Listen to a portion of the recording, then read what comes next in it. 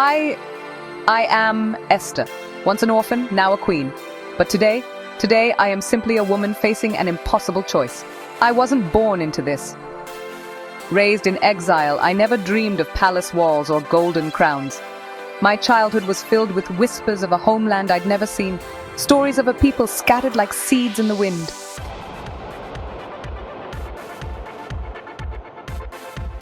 I learned to blend in, to hide who I truly was. It was safer that way. But fate had other plans. Through a twist of destiny, I found myself chosen as Queen of Persia.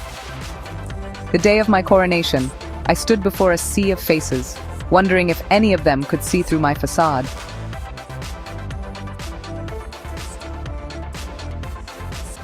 It should have been a fairy tale.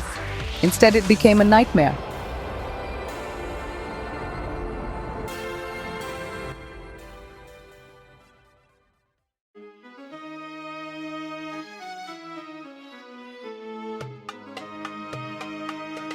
A law was signed. My people were to be destroyed.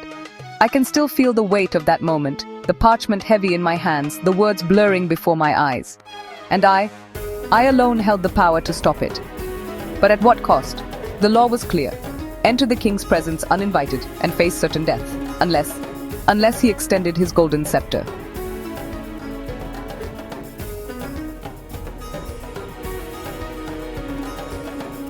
I paced my chambers, torn between two impossible choices.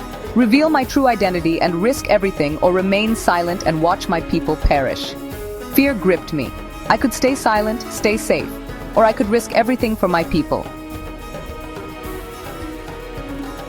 The faces of my adopted father, of the children I'd grown up with, flashed before my eyes. The faces of my adopted father, of the children I'd grown up with, flashed before my eyes. The faces of my adopted father, of the children I'd grown up with, flashed before my eyes. In that moment, I heard myself say words that still echo in my ears. If I perish, I perish.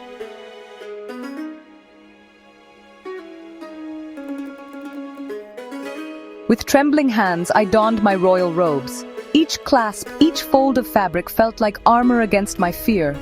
I caught my reflection in the mirror. Was this the face of courage, or of a woman walking to her doom? The king looked up, his face unreadable. Time stood still. In that moment, I felt the weight of my people's fate on my shoulders. Their lives, their futures, all hanging on this single moment. My people were saved from destruction, all because of one trembling step forward. Sometimes courage doesn't roar. Sometimes it's a whisper in the face of fear. It's the orphan girl who becomes a queen.